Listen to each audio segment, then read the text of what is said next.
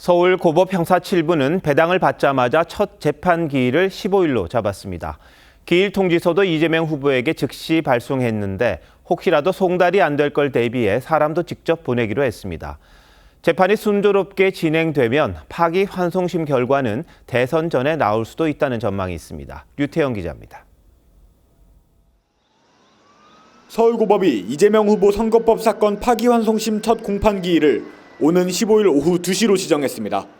대법원이 유죄 취지로 사건을 돌려보낸 지 하루 만이자 서울고법이 사건을 배당한 직후입니다.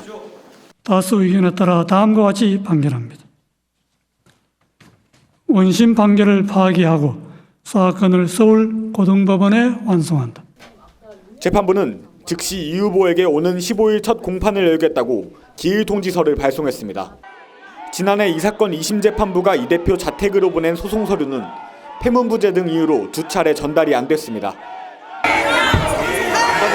대통령과 같은 지연 전략이라는 지적이 있는데 어떻게 생각하십니까? 한참 전에 받았습니다. 당시 법원이 집행관을 보내 직접 서류를 전달한 뒤에야 재판 절차가 시작됐습니다. 이번 파기환송심 재판부는 기일 통지서 우편 발송과 함께 집행관을 통한 송달에도 나섰습니다.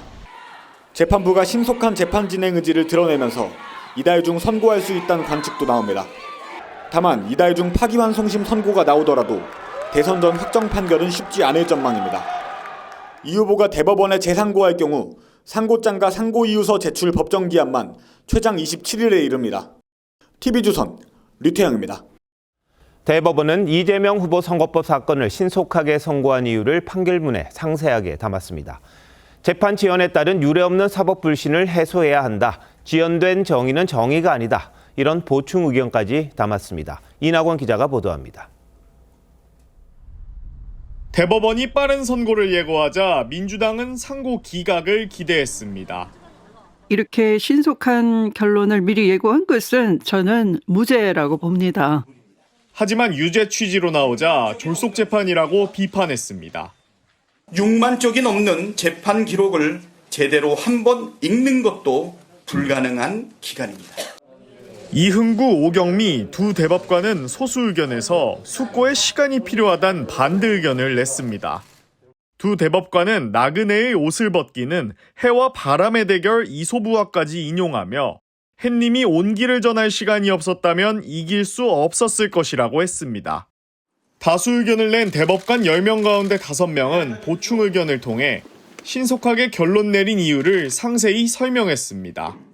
지연된 정의는 정의가 아니라며 대다수 대법관 사이에 철저히 중립적이면서도 신속한 절차 진행이 필요하단 공감대가 형성됐다고 밝혔습니다.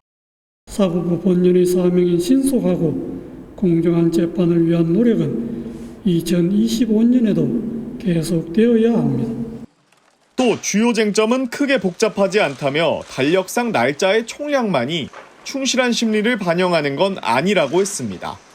TV조선 이낙원입니다. 파기환송심이 상당히 빨리 진행되는 걸로 보이는데요. 그렇다 하더라도 대선 전에 확정 판결이 나오긴 쉽지 않아 보입니다. 만약 이재명 후보가 대선에서 이길 경우 피고인으로서 받아야 하는 5개의 재판은 어떻게 되는 건지 김도영 기자가 정리했습니다. 대법원은 이재명 후보의 선거법 위반 사건을 서울고법에 돌려보내면서 헌법 84조 문제는 언급하지 않았습니다. 대통령의 불소추 특권이 진행 중인 재판에도 적용되는지 여부를 밝히지 않은 겁니다. 만약 이 후보가 당선되면 선거법뿐 아니라 대장동, 위증교사, 대북송금, 법인카드 유용 사건까지 5개 재판을 계속할지 여부는 각각의 재판부가 판단하게 됩니다.